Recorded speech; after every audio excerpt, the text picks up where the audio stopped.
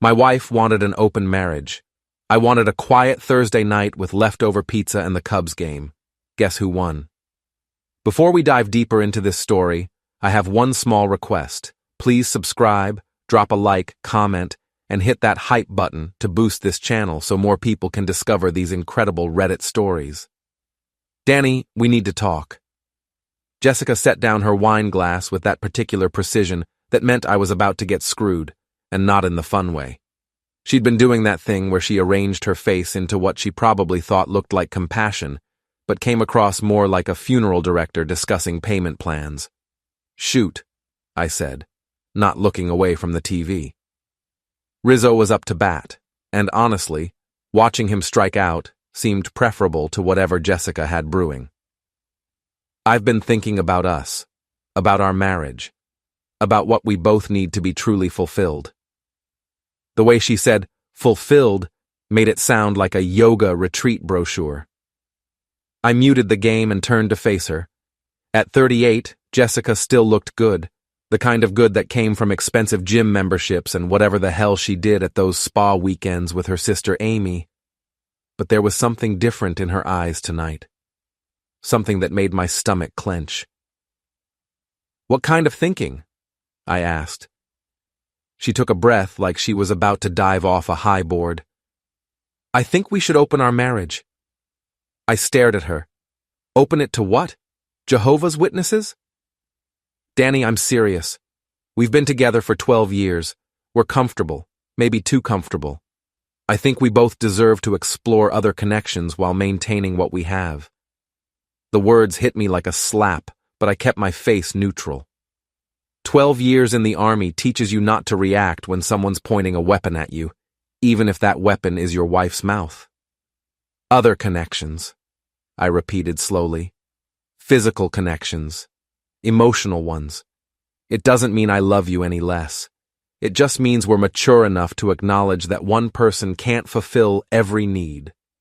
I nodded like I was considering this profound wisdom instead of wondering how long she'd been rehearsing this speech. And you came to this conclusion all by yourself? A flush crept up her neck. I've been reading about it. There are books, websites. Lots of couples are doing this now. Lots of couples. I stood up and walked to the kitchen, mainly because I needed to move, or I was going to put my fist through the wall. Anyone I know? Danny, don't be like this. Like what? Confused?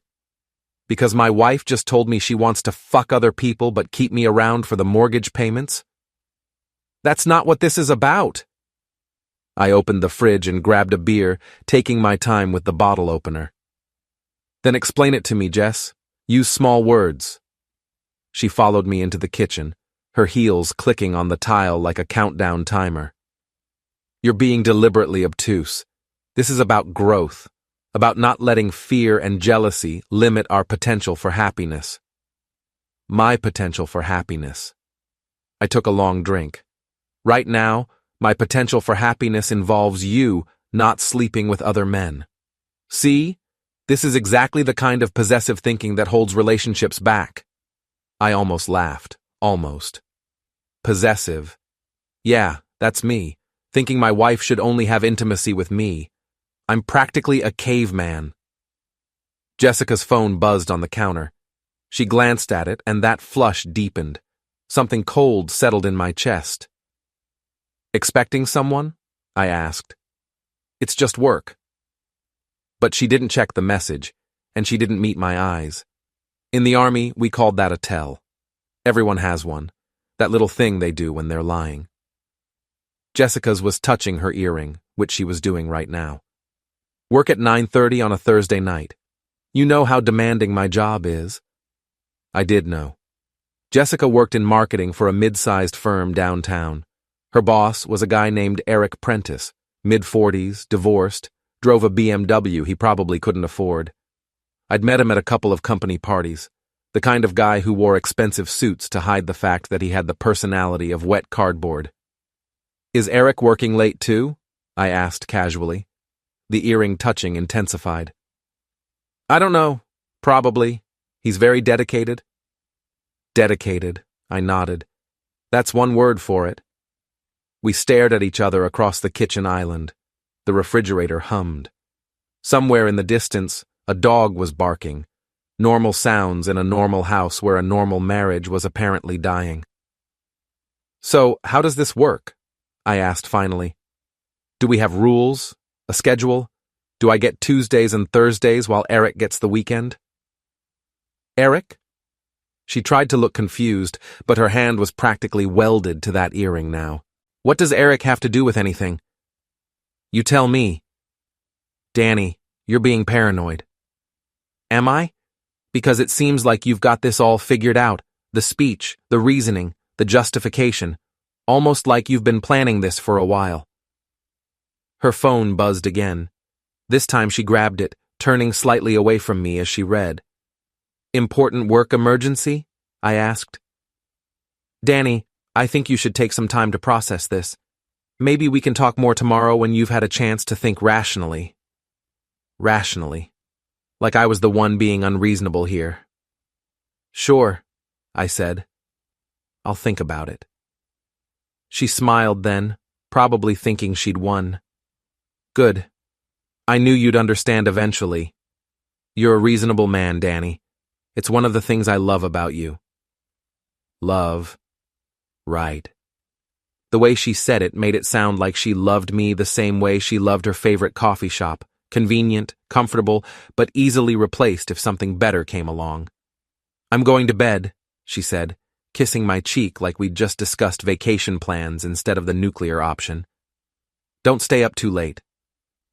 I watched her walk away, her phone already in her hand, probably texting Eric about how well it went, how her reasonable husband was going to think about it rationally. What I was actually thinking about was the credit card statements I'd been meaning to look at more closely. The late nights at the office that had been happening more frequently.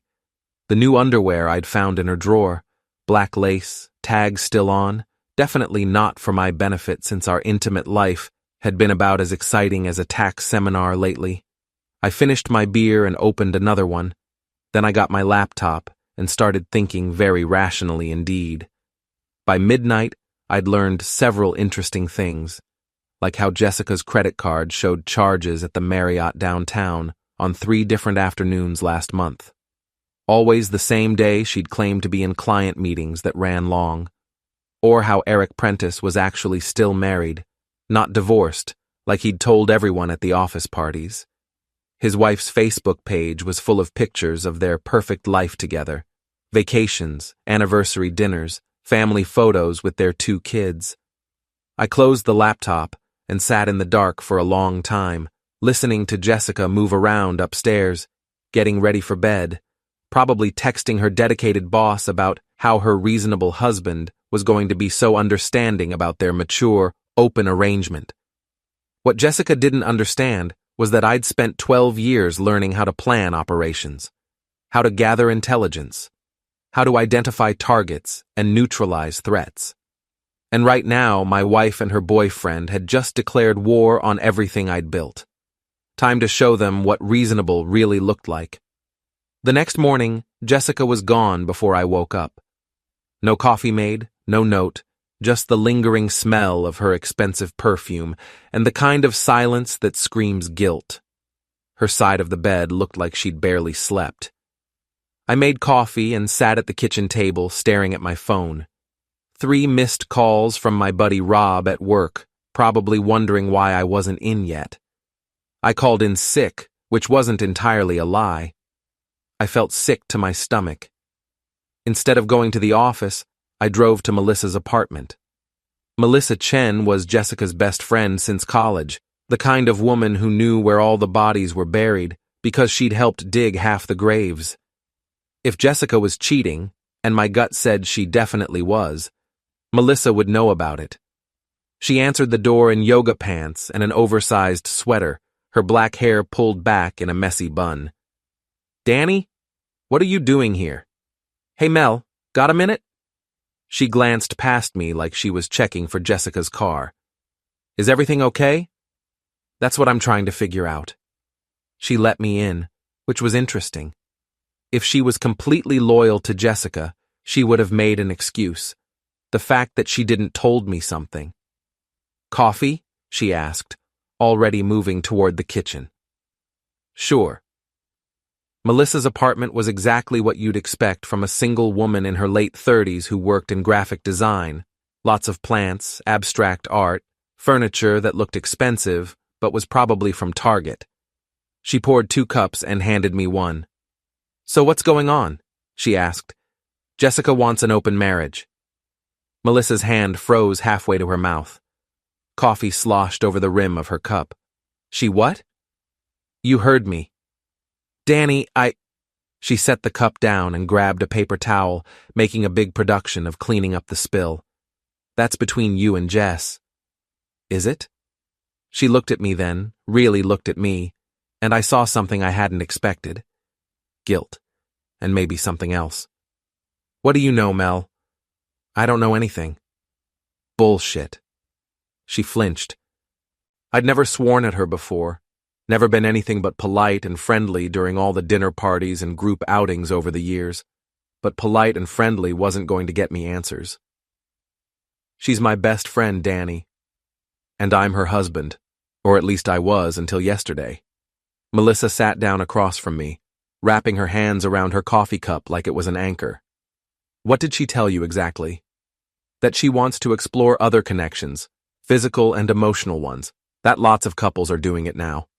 God. Melissa rubbed her forehead. She actually went through with it. Went through with what? Nothing. I shouldn't have said that. I leaned forward. Mel, I need to know what's going on. Is she having an affair? The silence stretched between us like a wire about to snap. Finally, Melissa sighed. She's been talking about Eric for months, she said quietly. At first it was just work stuff, but then it became more. How smart he was, how he really understood her ambitions, how he made her feel appreciated. How long?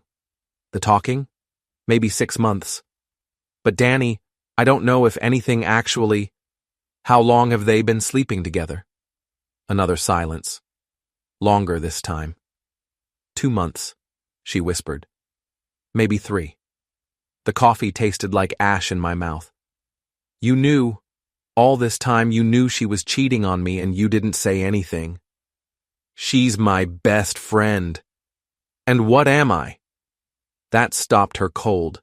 We stared at each other across her little kitchen table, and I could see her really thinking about it for the first time. What was I to her? Just Jessica's husband? Or something more? She started to say something, then stopped, started again. You're a good man, Danny. You deserve better than this. But not enough better for you to warn me. I tried to talk her out of it. I told her she was being stupid, that she was going to lose you, that Eric was bad news. But she wouldn't listen. She said you two had grown apart, that you didn't understand her anymore. And Eric does? Eric tells her what she wants to hear, that she's brilliant and beautiful and destined for bigger things than being married to a... She stopped abruptly. To a what? Danny, I didn't mean... To a what, Mel? She looked down at her hands. She said you were comfortable, safe, but that she needed more excitement in her life. Comfortable. Safe. Like I was a pair of old slippers she was ready to throw away. So the open marriage thing is just her way of having her cake and eating it too, I said. I think so. She gets to keep the house, the financial security, the respectability of being married, while she has her fun with Eric. What about Eric's wife? Melissa's head snapped up. His what? Eric's married, has 2 kids. Did Jessica not mention that part? The color drained from her face. No, she said he was divorced. He's not. I looked him up last night. Very married. Very much still living with his family in their nice house in Westfield. Oh, God. Jess doesn't know. Or she doesn't care. We sat there for a moment, both of us processing this new information. Finally, Melissa spoke. What are you going to do? Good question. What was I going to do? I could confront Jessica, demand she end it, try to work things out. I could hire a lawyer, file for divorce, split everything down the middle like a civilized adult. Or I could do something else entirely. I'm going to give her exactly what she asked for, I said. What do you mean? I stood up, leaving my coffee unfinished. She wants an open marriage? Fine. But it goes both ways. Danny, wait. Thanks for the coffee, Mel, and thanks for being honest with me. Where are you going? I paused at the door and looked back at her. She was still sitting at the table, looking worried and guilty and something else I couldn't quite identify. I'm going to go explore some other connections, I said, physical and emotional ones. The look on her face told me she understood exactly what I meant. I drove home and spent the rest of the day planning. Jessica didn't come home until after 8, claiming she'd been in meetings all day. She seemed surprised that I wasn't angry, that I was actually pleasant and conversational over dinner. I've been thinking about what you said, I told her as we cleaned up the dishes, about the open marriage. She nearly dropped the plate she was holding. You have? Yeah. And I think you're right. Maybe we have gotten too comfortable. Maybe we both need to explore other options. Really? The hope in her voice was like a knife in my chest. She wasn't hoping I'd come around to accepting her affair. She was hoping I'd make it easy for her to justify it. Really? I said. In fact, I was thinking of asking Melissa out. The plate slipped from her hands and shattered on the floor. Melissa? Her voice came out as a squeak. Why not? She's attractive, intelligent, available, and she already knows all about our arrangement, so there won't be any awkwardness. Jessica stared at the broken pieces of ceramic scattered across the kitchen floor, like her brain was trying to process something that didn't compute. But Melissa is my best friend. And Eric is your boss. Seems like we're both mixing business with pleasure. How did you— She caught herself, but too late. Know about Eric? I smiled. Lucky guess. She knelt down and started picking up the pieces of the plate, her hands shaking slightly. Danny, I don't think Melissa is the right choice. Why not? I thought this was about exploring connections with people who understand us. Melissa understands me. She thinks I'm a good man who deserves better. She said that? Among other things. Jessica cut her finger on a piece of ceramic. A drop of blood hit the white tile, bright red and perfectly round. Shit, she muttered, standing up and running her finger under the cold water. I handed her a paper towel. Careful. Sometimes the things that look harmless are the ones that cut the deepest. She looked at me then, really looked at me. And for the first time since this whole thing started, I saw fear in her eyes. Good. She was starting to understand that her reasonable husband might not be as reasonable as she thought. Jessica left early again the next morning, but this time I was ready for her. I'd installed a tracking app on her phone weeks ago, not because I didn't trust her, but because she had a habit of losing it and asking me to call it. Funny how useful innocent little apps could become. According to the GPS, she wasn't at her office. She was at the Marriott downtown, same place she'd been charging lunches for the past 3 months. I called Melissa. Danny, is everything okay? Depends on your definition of okay. Want to grab lunch? A pause. I don't think that's a good idea. Why not? I thought we were friends. We are, but Jessica wouldn't like it. Another pause, longer this time. It's complicated. It doesn't have to be. Meet me at Romano's in an hour. Danny. 1 hour, Mel. Just lunch between friends. She was already there when I arrived, sitting in a corner booth and fidgeting with her napkin. She'd changed clothes since yesterday, wearing a dress instead of yoga pants, her hair down instead of pulled back. She'd put on makeup. Interesting. You look nice, I said, sliding into the seat across from her. Thank you. She wouldn't meet my eyes. Danny, about yesterday. You were honest with me. I appreciate that. I shouldn't have said anything about Jess. Why not? Someone should be honest in this situation. The waitress came over and we ordered. Italian food, red wine, the kind of meal you have when you're trying to seduce someone or be seduced. Not that I was planning anything. Not exactly. "Where is she today?" Melissa asked after the waitress left. "Marriott downtown, room 412 if I had to guess." Melissa's face went pale. "How do you know that?" "I know a lot of things. Like how Eric's wife thinks he's in Chicago on business this week, or how Jessica's been using our joint credit card to pay for their little romantic getaways." "Danny, you're scaring me." "Good. Someone should be scared.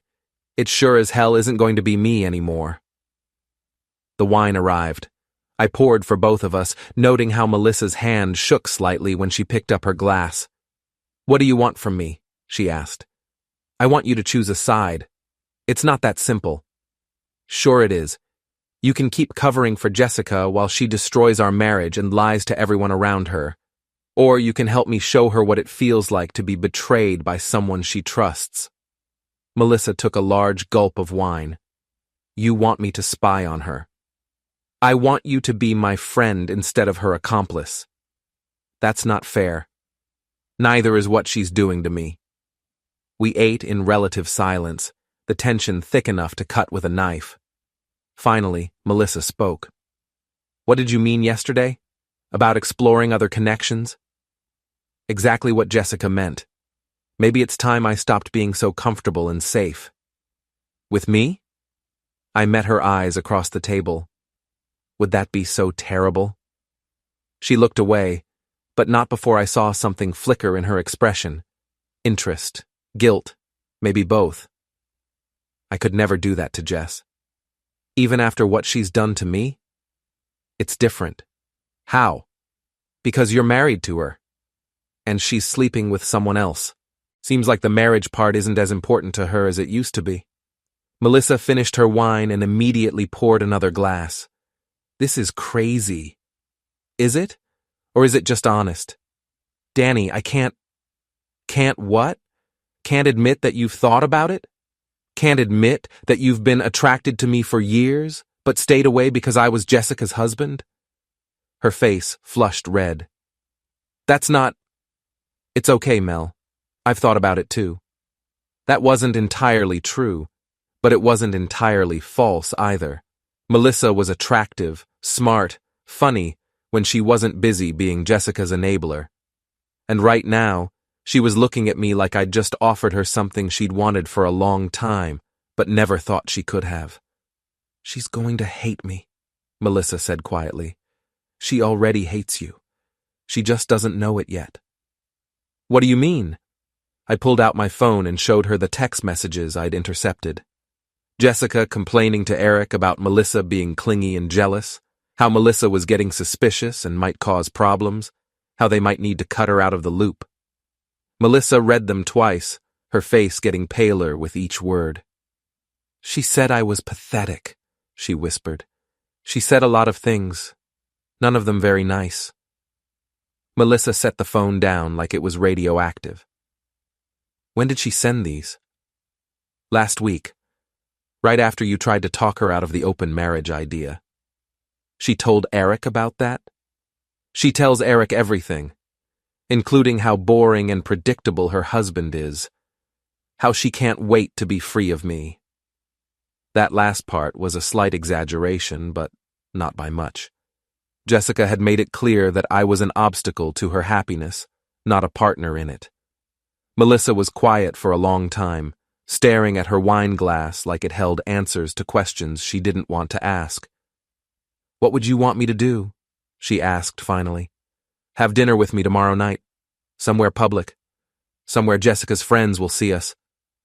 "That's it?" "That's a start." She looked up at me then, and I saw something I hadn't expected. Not just attraction or guilt or anger at Jessica.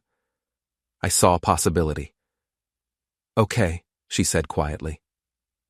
"Okay? I'll have dinner with you tomorrow night." I reached across the table and took her hand. Her skin was soft, warm, and she didn't pull away. "Thank you," I said. "Don't thank me yet. I might change my mind." "You won't." How do you know? Because you're tired of being Jessica's backup plan. And because you deserve better than watching from the sidelines while she destroys everything good in her life. Melissa squeezed my hand. Including you? Especially me. We finished lunch, and I walked her to her car. Before she got in, she turned and looked at me with an expression I couldn't quite read. Danny, what if this is a mistake? Then we'll make it together. She smiled then, the first real smile I'd seen from her since this whole mess started. Pick me up at 7, she said. I watched her drive away, already planning where to take her. Somewhere nice, somewhere Jessica would hear about it within hours. My phone buzzed, a text from Jessica. Working late again tonight, don't wait up. I texted back, no problem, I have plans anyway. She didn't respond, which was fine. Tomorrow she'd have plenty to say. I drove home and spent the rest of the afternoon making reservations and phone calls. If Jessica wanted an open marriage, she was going to get one. She just wasn't going to like her side of the deal. I picked Melissa up at 7 sharp, wearing my best suit and carrying flowers. Not roses, too obvious, but white lilies. Elegant, sophisticated, the kind of gesture that said this was more than just dinner between friends. Melissa answered the door in a black dress that hugged her curves in all the right places. She'd done something different with her hair, and her makeup was flawless. She looked beautiful, but more importantly, she looked like a woman on a date. You clean up nice, I said, handing her the flowers. Thank you. So do you. She invited me in while she put the lilies in water, and I noticed she'd cleaned her apartment. Candles were lit, soft music was playing, and there was a bottle of wine open on the counter. Were you planning on inviting me up after dinner? I asked. She blushed. I thought, maybe, if things went well. They will. I'd made reservations at Chez Laurent, the most expensive French restaurant in town, the kind of place where you needed to book weeks in advance, where the waiters spoke in hushed tones and the wine list cost more than most people's car payments. The kind of place Jessica had always wanted to go, but I'd said was too expensive. The hostess seated us at a prime table with a view of the entire dining room, perfect for being seen. This is beautiful, Melissa said, looking around at the crystal chandeliers and white tablecloths. I've never been anywhere this fancy. You should have been. A woman like you deserves to be treated well. She smiled, but there was sadness in it. Jessica always said fancy restaurants were wasted on me, that I wouldn't know good food if it bit me. Jessica says a lot of things. Most of them are bullshit. The sommelier appeared with the wine list. I ordered a bottle of Chateau Margaux that cost more than Jessica spent on shoes in a month. When it arrived, I made a show of tasting it, swirling it in the glass, nodding my approval like I knew what I was doing. To new beginnings, I said, raising my glass. To new beginnings, Melissa echoed. We were halfway through the appetizer course when I saw them. Sarah Martinez and her husband Tom sitting 3 tables away. Sarah worked with Jessica, and she had a mouth bigger than the Grand Canyon. Perfect. Don't look now, I said quietly. But Sarah Martinez is here. Melissa started to turn her head. I said don't look. Sorry, what do we do? We have dinner, we laugh, we look like we're having the time of our lives. Are we? I looked at her across the table, at the way the candlelight played across her face, at the way she was looking at me like I was the most interesting man in the world. Yeah, I said. I think we are. And surprisingly, it was true. Melissa was good company when she wasn't worried about Jessica's approval. She was funny, smart, and she actually listened when I talked instead of checking her phone every 5 minutes. Tell me something, I said as we waited for the main course. Why did you stay friends with Jessica all these years? Melissa considered the question, twirling the stem of her wine glass between her fingers. Loyalty, I guess. And fear. Fear of what? Of being alone. Jessica was my college roommate, my maid of honor at my first wedding, my shoulder to cry on when that fell apart. She was my constant, you know? Even when she was being awful, at least she was there. She wasn't there for you. She was there for what you could do for her. I know that now. Do you? Melissa looked up at me. What do you mean? I mean, are you here because you want to be? Or because you want to get back at Jessica? The question hung between us like smoke. Finally, Melissa reached across the table and took my hand. Both, she said honestly, but mostly because I want to be here. With you. Good answer. The main course arrived. Duck for me, salmon for her. We ate and talked and laughed, and I found myself forgetting why I was really here. Forgetting about Jessica and Eric and revenge, and just enjoying the company of a beautiful woman who seemed genuinely interested in what I had to say. Danny? Melissa's voice brought me back to reality. Yeah? Sarah Martinez is taking pictures with her phone. I glanced over. Sure enough, Sarah was pretending to take selfies with her husband while actually photographing our table. Perfect, I said. Should I be worried? About Sarah? No. About Jessica's reaction when she sees those pictures? Maybe. Melissa's grip on my hand tightened. What if she gets violent? Jessica? She's never hit anything harder than a tennis ball in her life. She might start. Let her. I'm not afraid of my wife, Mel. Maybe you should be. I looked at her curiously. What do you mean? She's been different lately, angrier, more intense. Like she's capable of things I never thought she'd do. Such as having an affair with a married man, lying to everyone she cares about, destroying her marriage for a fantasy. Those aren't violent crimes. No, but they show she's not the person I thought she was. And if I was wrong about that, what else might I be wrong about? It was a good point. I'd been thinking of Jessica as the woman I'd married 12 years ago. Ambitious, but fundamentally decent, selfish, but not cruel. But people change.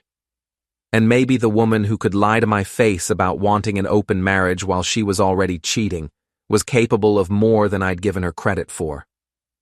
We'll deal with whatever comes, I said. Together? Together. We finished dinner, and I paid the check, making sure Sarah could see the total on the receipt. Then I helped Melissa with her coat, my hand lingering on her shoulder longer than necessary. Your place or mine? I asked as we walked to the car. Mine, she said without hesitation. If we're doing this, I want to do it right. We drove back to her apartment in comfortable silence, her hand resting on my thigh. When we got there, she poured more wine and put on soft music, then came and sat beside me on the couch.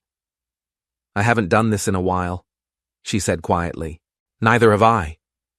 I mean, I haven't been with a married man. I'm not really married anymore. Not in any way that matters. She looked at me for a long moment, then leaned in and kissed me. It was soft at first, tentative, then deeper as I pulled her closer. She tasted like wine and possibility. Are you sure about this? I asked against her lips. Are you? Yes. Then stop talking. We made love on her couch, then in her bedroom, then again in the shower. It was desperate and passionate, and nothing like the mechanical routine Jessica and I had fallen into over the past year. Melissa was responsive, enthusiastic, present in a way Jessica hadn't been in months. Afterward, we lay tangled in her sheets, her head on my chest, my fingers running through her hair. What happens now? She asked. Now Jessica finds out what betrayal feels like. I meant with us. I tilted her chin up so I could see her face. What do you want to happen with us? I want to see where this goes, without Jessica's permission or approval. Good, because I don't think we're going to get either. My phone buzzed on the nightstand. A text from Jessica. Where are you? I showed it to Melissa. Should I answer? What would you normally do? Tell her I'm at Rob's watching the game. Then do that. I texted back. At Rob's, be home late. Another buzz. How late? Very late. Don't wait up. No response. I set the phone aside and pulled Melissa closer. "She's going to find out," she said. "I'm counting on it." And then the real fun begins. We fell asleep in each other's arms, and for the first time in months, I slept through the night without waking up wondering what Jessica was really doing when she claimed to be working late. I woke up to 17 missed calls and 43 text messages. Sarah Martinez worked fast. I got home at 6 in the morning to find Jessica sitting at the kitchen table in her robe, her laptop open, her phone beside her, and an expression on her face that could have melted steel. "Good morning," I said cheerfully, heading for the coffee maker. "Sit down. Let me just sit down." I sat.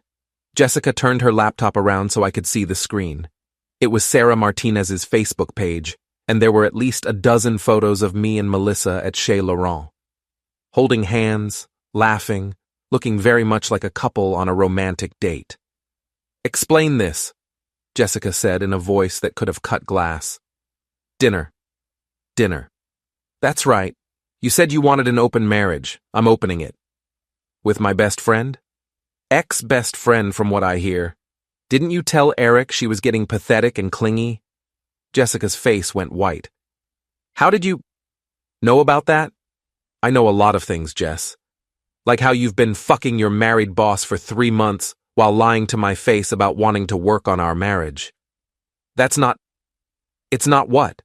True. I have credit card statements, hotel receipts, and about 50 text messages that say otherwise." Jessica stared at me like I'd grown a second head.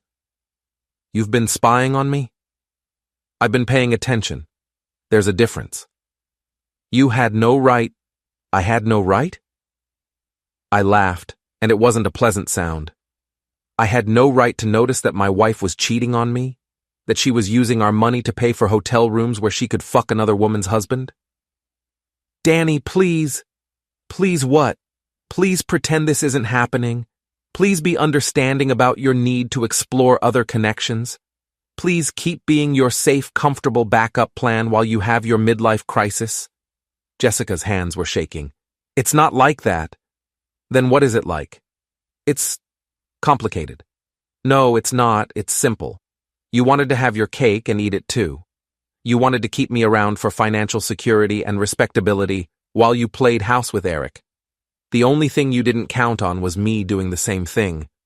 But not with Melissa. Why not? She's beautiful, intelligent, available, and unlike some people, she doesn't lie about her intentions. She's my best friend. Was.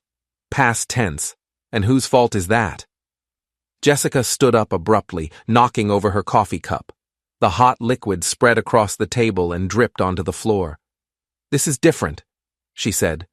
"How?" "Because I love Eric."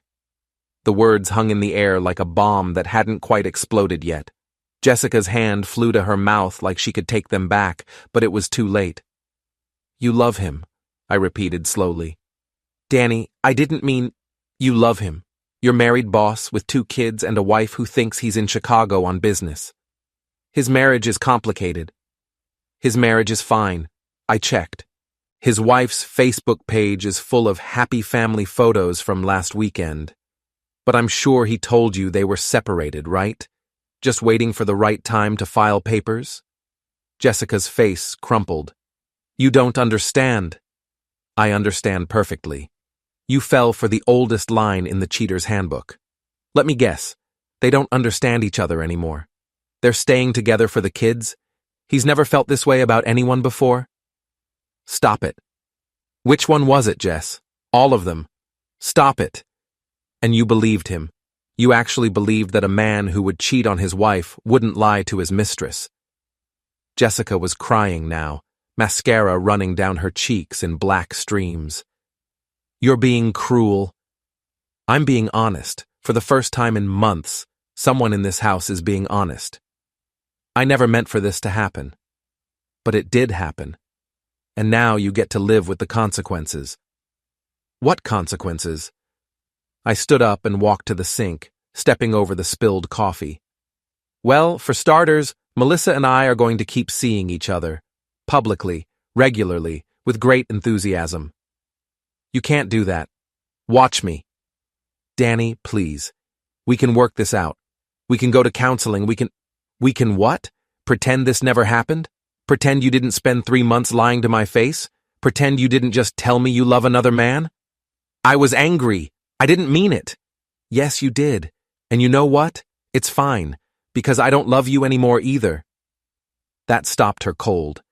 She stared at me with her mouth open, coffee stains on her white robe, her perfect hair a mess from running her hands through it. You don't mean that, she whispered. I do. I love the woman I married 12 years ago, but that woman wouldn't have done this. That woman had integrity, honor, basic human decency. I'm still that woman. No, you're not. You're someone who lies and cheats and manipulates people to get what she wants. You're someone who would destroy a marriage and break up a family for a fantasy. You're someone I don't recognize anymore.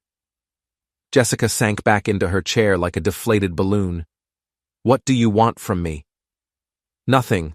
I don't want anything from you anymore. So what happens now? Now you get exactly what you asked for. An open marriage. I'll see Melissa whenever I want, wherever I want, however I want. And you can keep seeing Eric until his wife finds out and destroys his life the same way you destroyed ours. His wife doesn't know. She will. These things always come out eventually. And when they do, Eric's going to throw you under the bus so fast it'll make your head spin, because that's what cowards do when they get caught. Jessica was sobbing now, her whole body shaking. Danny, please. I'm sorry. I'll end it with Eric. We can start over. It's too late for that. It's not. We can fix this. No, we can't. Because I don't trust you anymore. And I don't love you anymore. And most importantly, I don't want to fix this anymore. I started to leave the kitchen, then turned back. Oh, and Jess? You might want to find a new best friend. Melissa's busy now. I left her there crying over spilled coffee and went upstairs to shower. I had a date to get ready for. Melissa and I were going to brunch. By the time I came downstairs, Jessica was gone. Her car wasn't in the driveway, and she'd left her wedding ring on the kitchen counter next to a note that said simply, I'm sorry. Too little, too late. I picked up the ring, a simple platinum band we'd chosen together when we were young and stupid and thought love conquered all. It felt heavier than I remembered. I dropped it in the junk drawer next to the takeout menus and dead batteries. My phone rang. Melissa. How did it go? She asked. About as well as expected, she knows. How angry is she? Scale of 1 to 10, about a 15. Danny, maybe we should slow down. Give her time to adjust. No. No. No slowing down, no adjusting, no mercy. She made her choice, and now she gets to live with it. A pause. You sound different. I feel different. Good different or scary different? I thought about that. Both. Another pause. Are you okay? I'm perfect. Pick you up in an hour for brunch? Danny. 1 hour, Mel. Wear something that'll make Sarah Martinez's head explode when she posts the pictures. I hung up before she could argue. The next few weeks fell into a pattern. Melissa and I went out 3 or 4 times a week. Dinners, movies, art galleries, anywhere we'd be seen by Jessica's social circle. I sent flowers to her office with cards that said things like, thinking of you, and can't wait to see you tonight.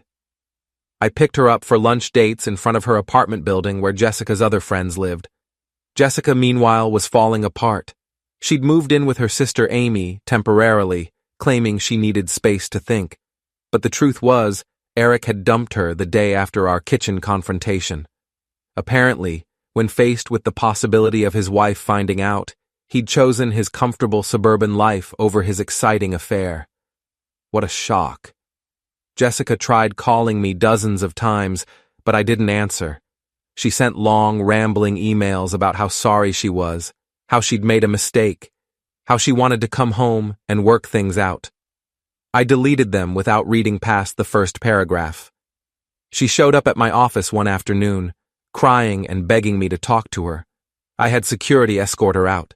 She cornered Melissa at the grocery store, screaming about betrayal and friendship, and how could she do this? Melissa called me in tears, and I drove over to comfort her. We ended up making love on her kitchen counter, and I made sure to leave my car in her driveway overnight so the neighbors would see. The whole thing was working exactly as I'd planned. Jessica's perfect life was crumbling, her social circle was choosing sides, and she was learning what it felt like to be the one left behind. But it wasn't enough. Not even close. 3 weeks after our kitchen confrontation, I was having dinner with Rob when he brought up something interesting. "You know your wife's been calling my Sharon, right?" he said, cutting into his steak. "Has she? Crying about how you've changed, how you're being vindictive, how she just wants to work things out." And what did Sharon tell her? That she should have thought about that before she started screwing her boss. I smiled. "I like your wife. She likes you too. Always said Jessica didn't deserve you." "Smart woman." Rob took a drink of his beer and looked at me seriously. "Danny, I got to ask, what's your endgame here?" "What do you mean?" "I mean, you're destroying your wife's life piece by piece, and everyone can see it. At some point, people are going to start thinking you're the bad guy. Let them think whatever they want. Come on, man, this isn't like you. Maybe the old me. But the old me was a sucker who trusted his wife and got screwed for it. So, what's the new you planning to do?" I leaned back in my chair and smiled. The new me is just getting started. That's what I was afraid of. Rob was right to be afraid.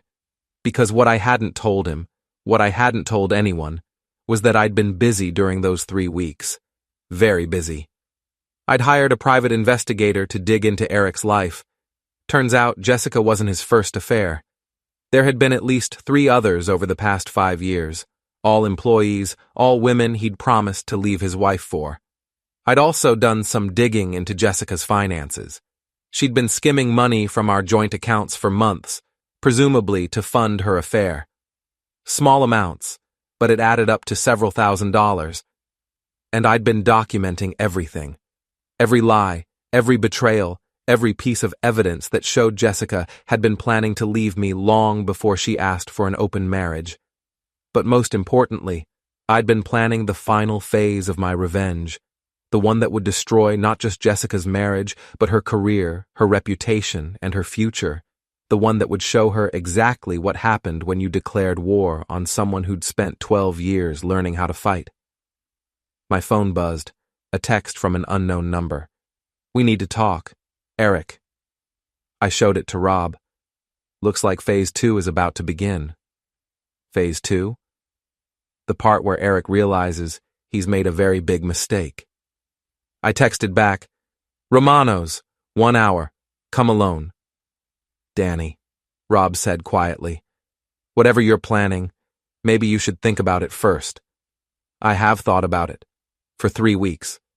And I finished my beer and stood up. And some people need to learn that actions have consequences. What if those people include you? I looked at my oldest friend, this man who'd stood by me through deployments and divorce proceedings and every other crisis in my adult life. Then I guess we'll find out what I'm really made of. I left him sitting there and drove to Romano's, where Eric Prentice was about to discover that threatening a man's wife was one thing. Threatening a man who had nothing left to lose was something else entirely. Eric was already there when I arrived, sitting in the same corner booth where I'd first recruited Melissa to my cause. He looked like hell, unshaven, wrinkled shirt, the kind of desperate exhaustion that comes from 3 weeks of looking over your shoulder. "Danny," he said as I sat down, "thanks for meeting me." "What do you want, Eric?" "I want this to stop." "This?" "The games, the revenge, the way you're destroying Jessica just to get back at me." I almost laughed. "You think this is about you? Isn't it? Eric, you're not important enough for me to waste this much energy on. This is about my wife lying to me, cheating on me, and then having the balls to ask for an open marriage to cover it up. She loves you, you know." "No, she doesn't. She told me she loves you, right before you dumped her to save your own ass." Eric flinched. "That's not what happened." "Sure it is. The minute things got complicated, You ran back to your wife and kids and left Jessica holding the bag. Because that's what cowards do. I'm not a coward. You're cheating on your wife with your employee while lying to both of them about your intentions. What would you call it? Eric was quiet for a moment, staring at his hands. I never meant for it to go this far. But it did. And now Jessica's life is ruined, your marriage is hanging by a thread, and I'm just getting started. His head snapped up. What do you mean? I pulled out my phone and opened a photo album. I mean, I've been busy, Eric. Very busy. I showed him the first picture, him and Jessica entering the Marriott 3 weeks ago, then another of them in his BMW outside a different hotel, then another of them having lunch at a restaurant across town. So, he said, but his voice was shaky. So these are just the warm-up. I swiped to the next photo, Eric entering an apartment building downtown. This is where Amanda Chen lives, your previous affair before Jessica. Eric went pale. And this, I swiped again, is where Sarah Williams lives, the one before Amanda. How did you... And this is where Lisa Rodriguez lives, the one before Sarah. Eric was sweating now. What do you want? I want you to understand that you picked the wrong man to fuck with. Danny, please. Please what? Please don't show these to your wife. Please don't send them to your boss. Please don't post them on social media for all your friends and family to see. You wouldn't. I leaned forward. Try me. We stared at each other across the table. Eric was breathing hard, his hands shaking slightly. He was finally beginning to understand the position he was in. What do you want from me? He asked quietly. I want you to disappear.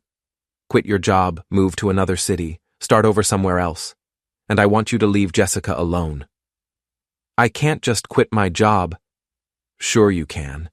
People do it all the time. Unless you'd prefer I make the decision for you by sending these photos to HR. They'd fire me. At minimum. They might also press charges for harassment depending on how many of these women were willing to testify that you abused your position of authority. Eric put his head in his hands. Jesus Christ. He's not going to help you with this one. My kids should have thought about them before you started cheating on their mother. Danny, please. I'll do whatever you want. Just don't destroy my family. Your family? I laughed, and it wasn't a pleasant sound. You destroyed your family the minute you decided to stick your dick in your employees. I'm just making sure everyone knows about it. What about Jessica? If you expose me, you expose her too. Jessica's already exposed. Her life is already ruined. The question is whether yours joins it. Eric was crying now, actual tears running down his cheeks. This is insane. This is justice. No, this is revenge. Sometimes they're the same thing. I stood up to leave, then turned back. You have 48 hours to decide, Eric. Disappear voluntarily, or I'll make you disappear. Your choice. And if I choose to fight, then you'll lose, because I have nothing left to lose, and you have everything. That makes me dangerous and you vulnerable. I left him there crying into his beer and drove home to my empty house. Jessica's things were still there. Her clothes in the closet, her books on the shelves, her pictures on the walls. Like a museum exhibit of a life that used to exist. I poured myself a scotch and sat in my living room, thinking about what came next. Eric would probably take the deal. He was too much of a coward to fight. He'd quit his job, maybe move back to wherever he came from, start over with a new identity and a new set of lies. Jessica would be left with nothing. No husband, no lover, no job prospects, no friends. She'd have to move back in with her mother or find some other family member willing to take in a disgraced adulteress. It should have felt satisfying. It should have felt like victory. Instead, it just felt empty. My phone rang. Melissa. Hey, I said. Hey yourself. How did it go with Eric? He's going to disappear. Good.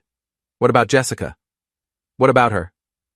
Danny, she's been calling me. She sounds broken. She should be. She's talking about suicide.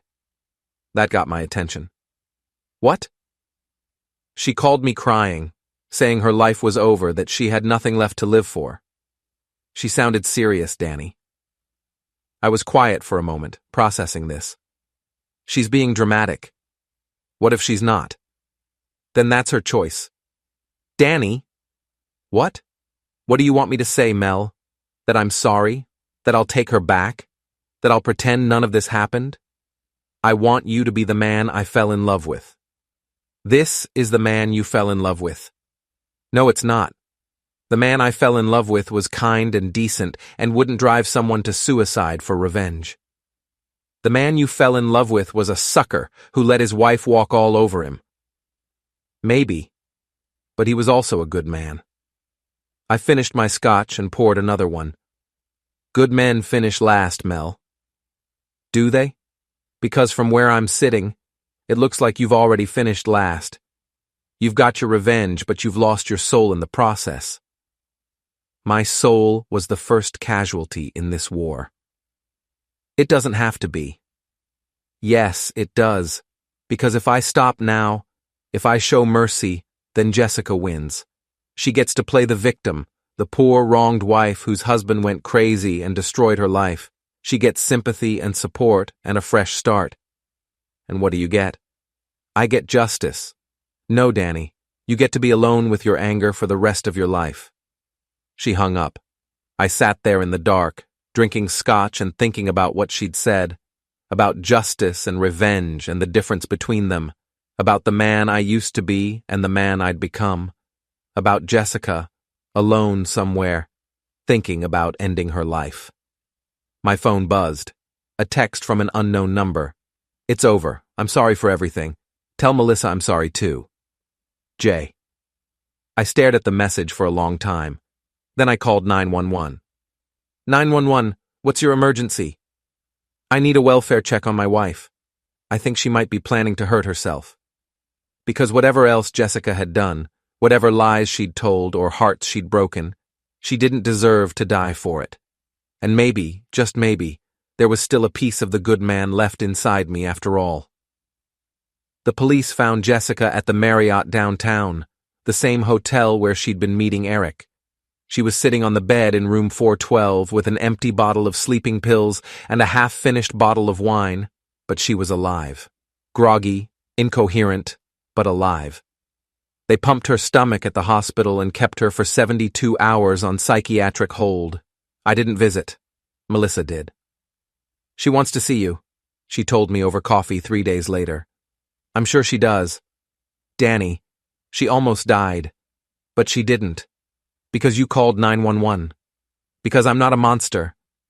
Aren't you? I looked at her across the table. Melissa looked tired, older somehow. The past month had aged both of us. What do you want me to say, Mel? I want you to say you're done, that this is over, that you're not going to keep torturing her. I never tortured anyone. I just stopped being a victim.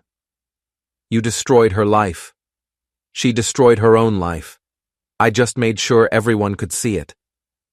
Melissa was quiet for a long time, staring into her coffee cup like it held answers to questions she didn't want to ask. What happens to us? She said finally. What do you mean? I mean, where do we go from here? Do we keep dating? Do we move in together? Do we pretend this all started organically instead of as part of your revenge plan? It was a fair question, and I didn't have a good answer. I don't know, I said honestly. That's what I thought. She stood up to leave. Mel, wait. For what? For you to figure out whether you actually care about me or if I'm just another weapon in your war against Jessica? It's not like that. Isn't it? Tell me honestly, Danny. If Jessica hadn't cheated, would you have ever looked at me twice? I opened my mouth to lie, then closed it again.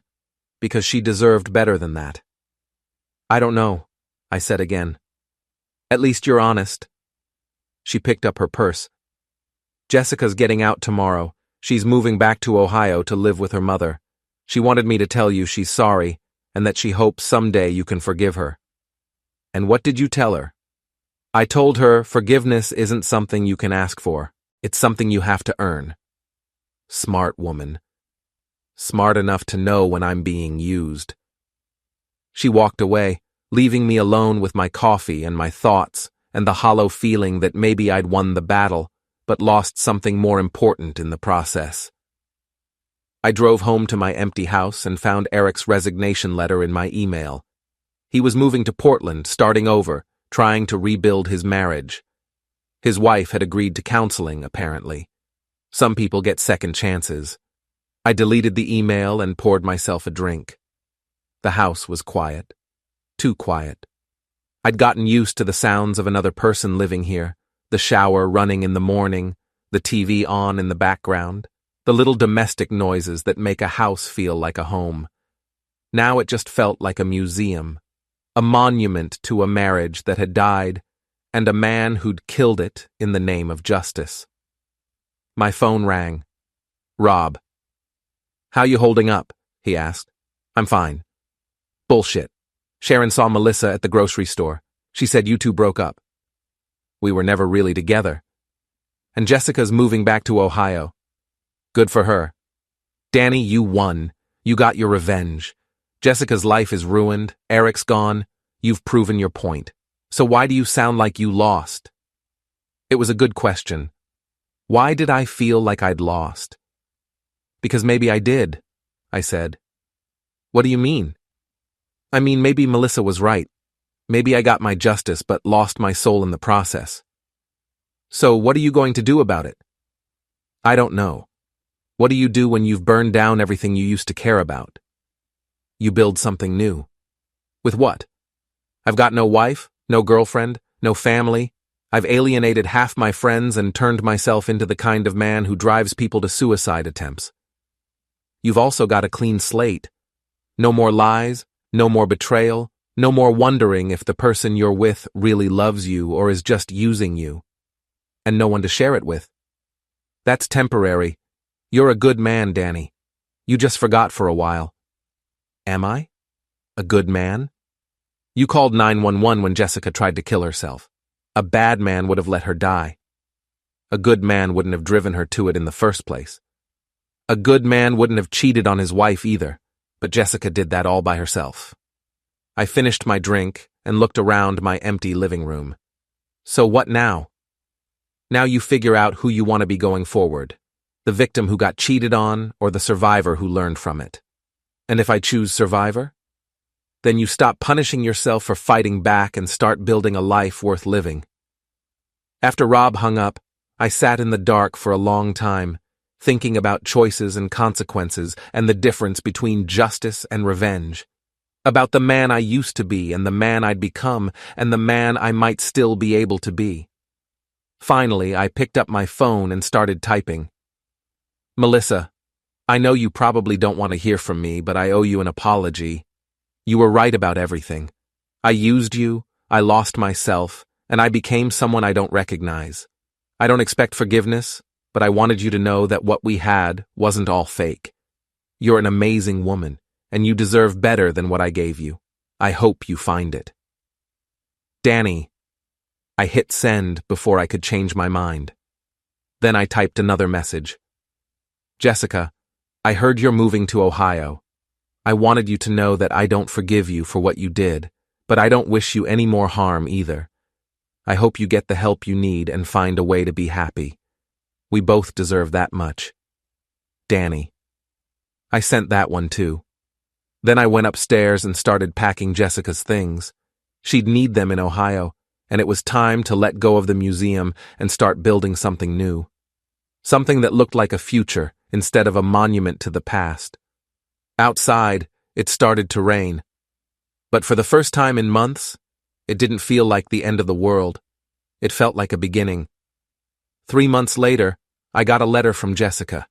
She was in therapy, working as a waitress, living with her mother and trying to figure out who she was without the lies and the affairs and the drama. She thanked me for calling 911, apologized again for everything, and said she hoped someday we could both find peace. I wrote back, not forgiveness, but acknowledgement.